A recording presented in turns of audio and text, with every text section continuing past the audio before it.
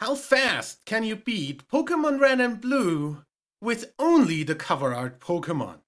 So since the rival team challenges take quite a bit more time than single mon runs, simply because I need to actually train a team instead of a single mon, and I recently haven't really had time to work much on these due to my job, I thought I'd throw in a new series of fun runs that will definitely be fast to do for most games in the series, and therefore bridge the time until I get time to do the more time-intensive ones. How often can I say time in one sentence?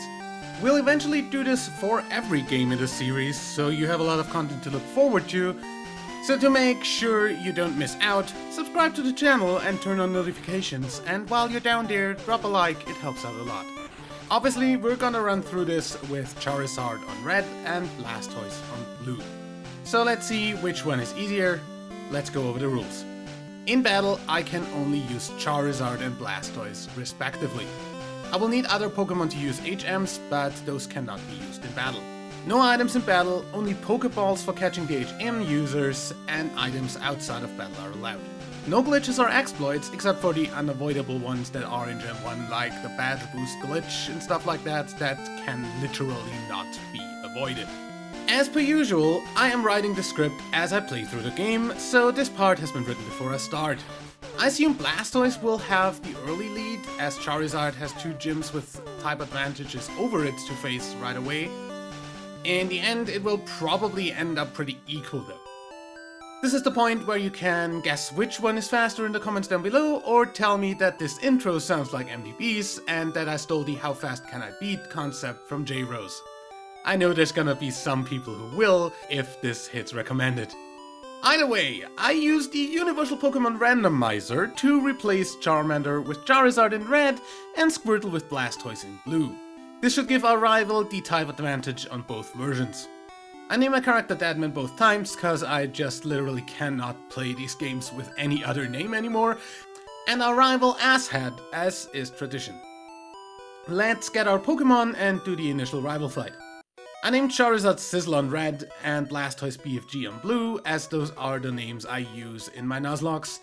And unsurprisingly, a first form starter doesn't have much of a chance against a final form one, so we win. I decided to try and do this with minimum battles, so the next stop is the Bug Catcher at the end of Viridian Forest. He has a level 9 Weedle and Sizzle two-shots it with Ember, while BFG needs 3 water guns and a bubble, but also wins easily even though he was poisoned. Next is Brock, so I growl Geodude until it hardly does any damage, while it mostly defense curls. I switch to Ember and slowly wiggle it down, with Sizzle surviving on about half health. Onix comes out and I predict a bite, making him miss, cause I only growled and then Ember him. I crit a bunch, and once he goes for bite again, he is dead after 2 hits, so we win, with a sliver of health remaining. Blue obviously is in the advantage here, and just almost one-shots Geodude with Water Gun, finishing him with a tackle, and a crit bubble takes out Onix right away, so that's a time save compared to red. I catch a Pidgey on Route 2 on both versions real quick to have a Flymon later, and the next route I continue minimum battles on red, all the way to Cerulean, getting the Mega Punch TM in Mount Moon, and teaching it to Sizzle, and also getting a Paras for cut. Blue does basically the same, also getting Mega Punch on BFG and getting Paras for cut, while doing minimum battles all the way through Mount Moon. On the way though, I took the Helix fossil, cause Lord Helix is our only true god and savior. On the way though, I took the Dome fossil, cause Helix is a false prophet and Dome is the real savior. Also, I knew that if I didn't tell you what I took, you'd all ask. Now that I think about it, everyone asks anyway, comments are good for the YouTube algorithm. At Cerulean, I go straight to the rival fight, since Misty would probably mop the floor with me. He leads with Pidgeotto, I Mega Punch, he Quick Attacks. I miss another Mega Punch as he gusts. Another Mega Punch takes him to a sliver, while he keeps gusting and a Scratch finishes him. Abra is a 2-shot with Scratch, Rattata with Amber and Scratch, and Squirtle is a 2-shot with Mega Punch, only hitting 1 bubble. Pretty easy. Blue goes right for Misty instead. Staryu is almost a 2-shot with Mega Punch and gets finished off by Tackle. And on Starmie I spam Mega Punch against her Tackle spam, and in the end I survive with a sliver of health remaining. This should make Blue get ahead early in game, in terms of in-game time, seeing as I will not need to backtrack to beat Misty before doing Surge. So I go ahead and do the rival fight next. Pidgeotto goes down to a Mega Punch and 2 Bubble Beams, which we obviously got from Misty.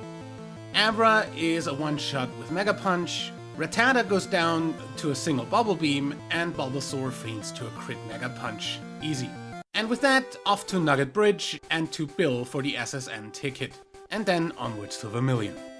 Red also does Nugget Bridge and gets the SS ticket from Bill and tries Misty. Yeah, no, not happening. I can Mega Punch Staryu to Red and then finish it with Scratch, but Starmie is just not doable. Water Gun 3 shots, Bubble Beam 2 shots, and crits aren't uncommon with Starmie being damn fast. So let's skip Misty for now here and go to the SSN first. Blue arrived in Vermilion and learned Dig from the Rocket Grunt stolen TM on the way. Also, we learned Bite along the way, replacing Mega Punch and Tackle. Rival fight on the SSN time. Pidgeotto is first and goes down to 2 Bubble Beams. Raticate goes down to a single Dig, Kadabra lives on 1 health from Bite, disables Dig, and feints to Water Gun, and Ivysaur is a 2-shot with Bite, and that's it. We get cut on the Paras and off to Surge's gym. The trash can puzzle only takes half an eternity this time, with the second can not being adjacent as it should be, but on the top left corner, cause Game Freak is good at programming. Voltorb is first and is a one-shot with Dig. Pikachu is also one-shot with Dig, and Raichu outspeeds with Thundershock and then feints to a single Dig as well. Onwards to Rock Tunnel. Red meanwhile got to the SSN to get cut. On the way we also get Dig on Sizzle from the TM. The rival fight went pretty easy as Pidgeotto goes down to a Mega Punch crit, Raticate feints to a Mega Punch and 2 scratches, Kadabra gets Mega Punch 1-shot, and Wartortle does only a little damage with Bubble before going down to Mega Punch and Scratch. We get cut, teach it to Paras, and go back to fight Misty at the few levels higher we got from the mandatory fights. So Misty starts with Staryu, and we Gen 1 miss Dig once, getting hit with Water Gun. The next Dig does good damage, and Water Gun takes us to half. Scratch takes out Staryu, and Starmie is next. Dig does half, she uses an X defense, and a crit Mega Punch finishes the match. A lot easier than last time.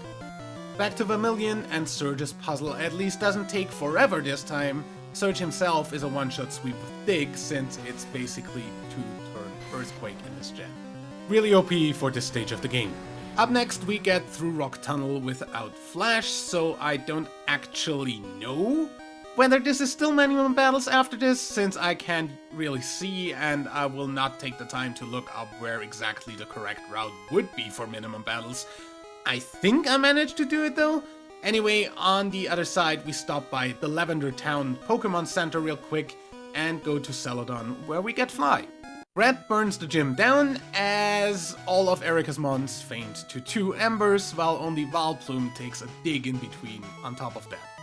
And then we go get the Sylph Scope from the Game Corner.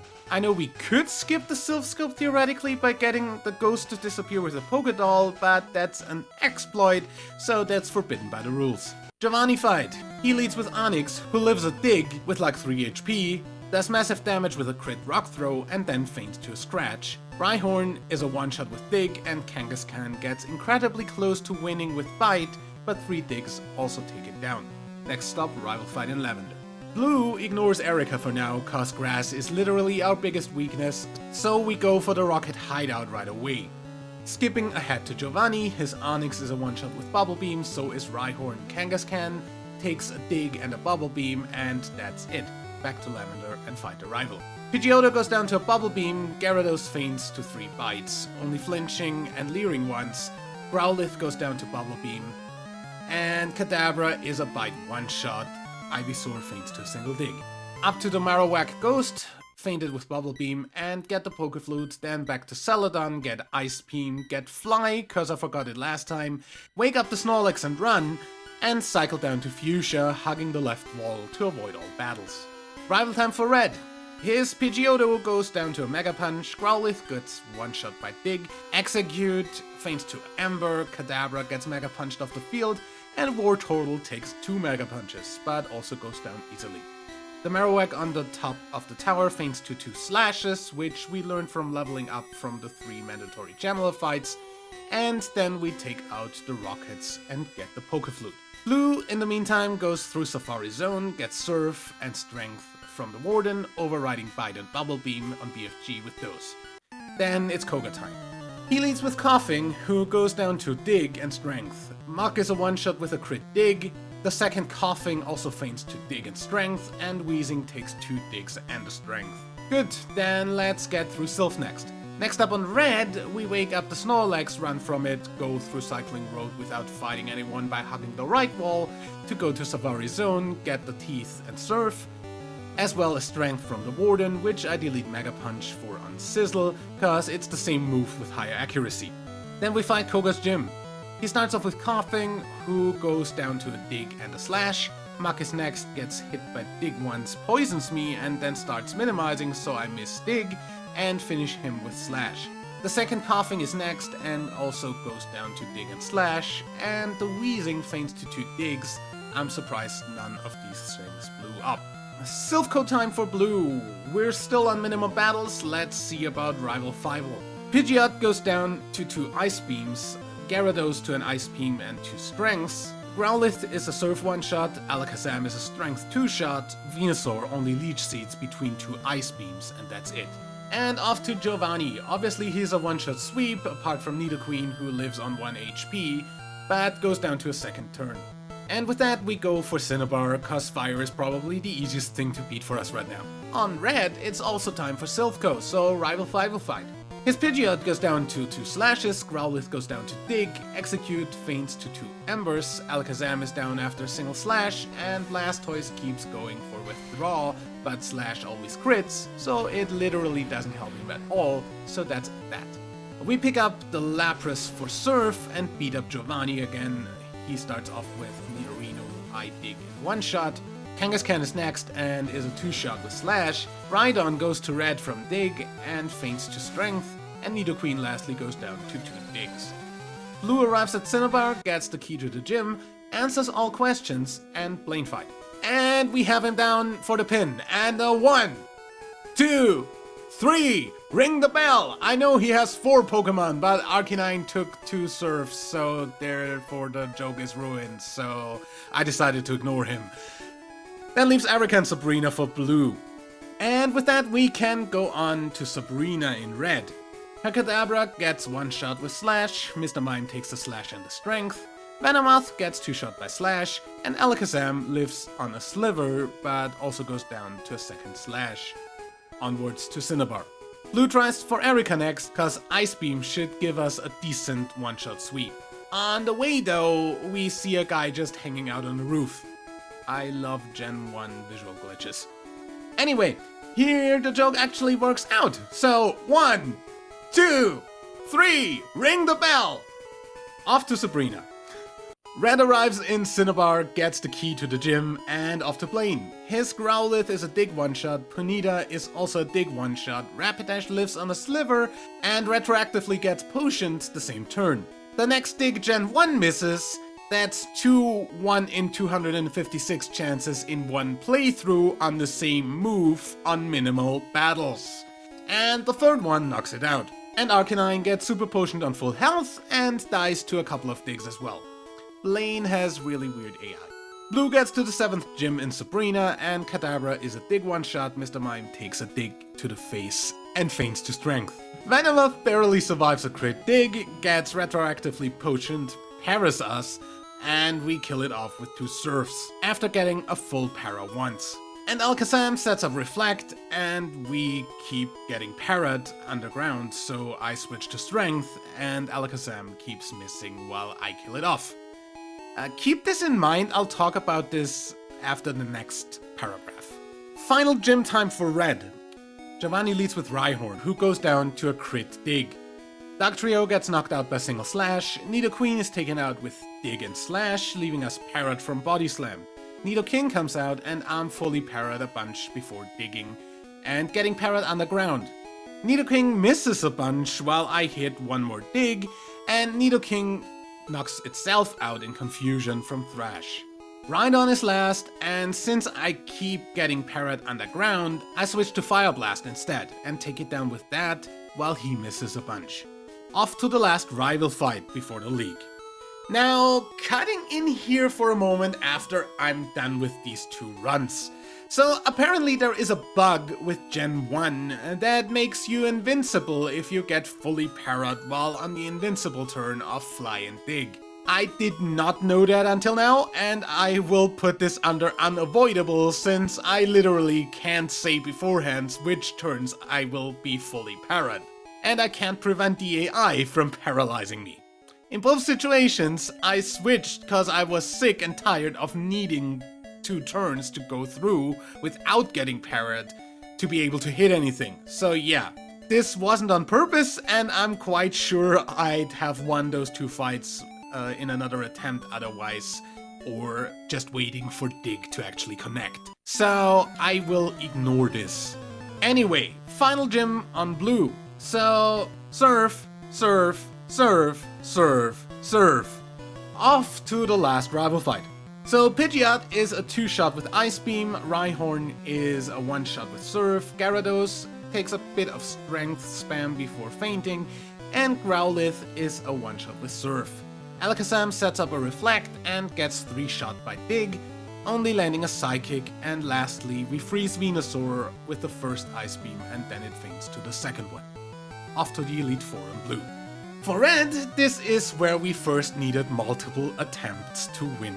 Really, not counting skipping Misty until after the SSN. His Alakazam does way too much damage with Psychic and Psybeam, and it's really easy for him to crit at his speed.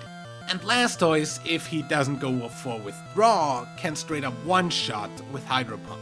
4 attempts in though, I down his Pidgeot with 2 slashes, Rhyhorn takes 2 digs, his Growlithe is a 1-shot with Dig, Execute is a 1-shot with Fire Blast, Alakazam only gets off 1 Psychic with me outspeeding twice with Slash, and Blastoise spams Withdraw, thanks to me basically winning the coin flip between Withdraw and Hydro Pump every time.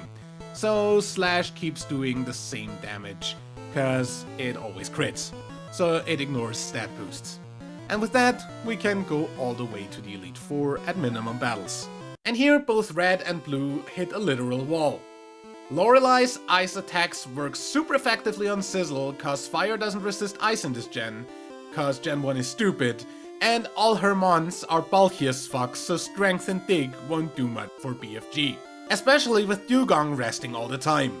Also, Clamp from Cloyster is literally water wrapped, so it easily kills Sizzle in the few turns that I get trapped for. So let's try using the rare candies I picked up through the game.